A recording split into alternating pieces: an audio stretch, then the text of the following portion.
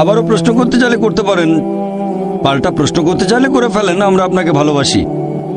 Sir, আমি অধ্যয়ের ব্যাপারে sure নই। কোনো সমস্যা নেই, আমি আপনার সমালোচনা করছি না, প্রশ্নটা করেন।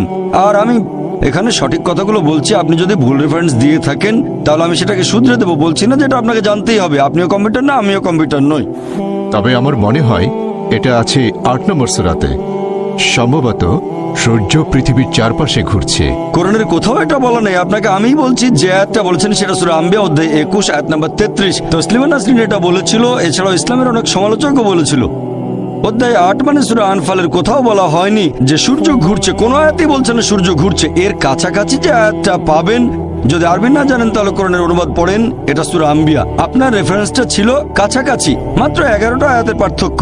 আপনার রেফারেন্সটা ছিল সঠিক, অধ্যায় নাম্বারটা সেটা 21, তবে আয়াতটা 22 নাম্বার ছিল না, সেটা ছিল 33। আপনার কাছে কোরআন আছে? না, অধ্যায় নম্বর 21 আয়াত 22, ঈশ্বর বিশ্ব জগৎকে নিয়ন্ত্রণ করেন।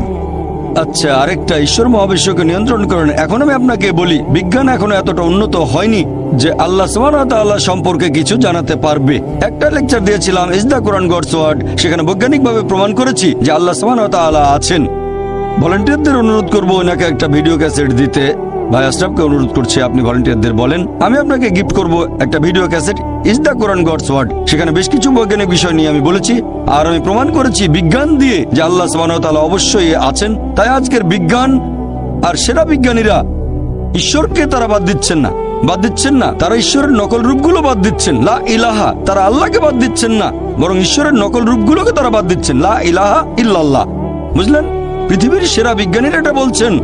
তারা সবাই ঈশ্বরে বিশ্বাস করেন, বেশিরভাগ, কেউ কেউ হয়তো বিশ্বাস করে না, তবে বেশিরভাগ বিজ্ঞানী মানেন একজন সৃষ্টিকর্তা অবশ্যই আছেন। বিশ্বজগৎ কিভাবে সৃষ্টি হয়েছে? বর্তমানের বিজ্ঞান আমাদের বলছে যে এই বিশ্বজগৎ কিভাবে সৃষ্টি হয়েছে। কিভাবে? বিগ ব্যাং এর মাধ্যমে, ঠিক? হ্যাঁ, খুব ভালো, বিগ ব্যাং। আর বর্তমানের বিজ্ঞান বলে যে একেবারে প্রথম দিকে ছিল বিন্দু, পুরো বিশ্বজগৎ, তারপর সবকিছু আলাদা হয়ে গেল, একটা বিস্ফোরণ, সেখান থেকে হলো গ্যালাক্সি, তারপর হলো নক্ষত্র, বিভিন্ন গ্রহ, চাঁদ, সূর্য, আমাদের এই পৃথিবী। এটাকে বলা হয় বিগ ব্যাং। আমরা বিগ ব্যাং সম্পর্কে কবে জানতে পেরেছি? 20 বছর, 30 বছর, 40 বছর আগে, ঠিক?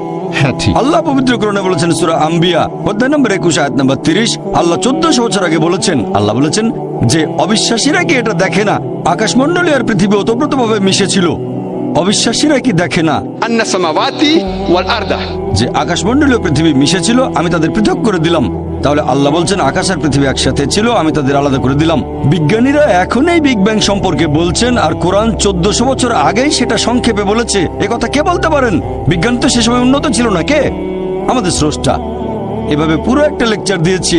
আপনি আমার ভিডিও ক্যাসেট দেখেন, কোরআন এন্ড মডার্ন সায়েন্স আর is the Quran God's word. ইনশাআল্লাহ যদি আপনি খোলা মন নিয়ে দেখেন তাহলে আপনিও এটা মানবেন, আল্লাহ একজন আর তিনি বিশ্বজগতের স্রষ্টা। ধন্যবাদ।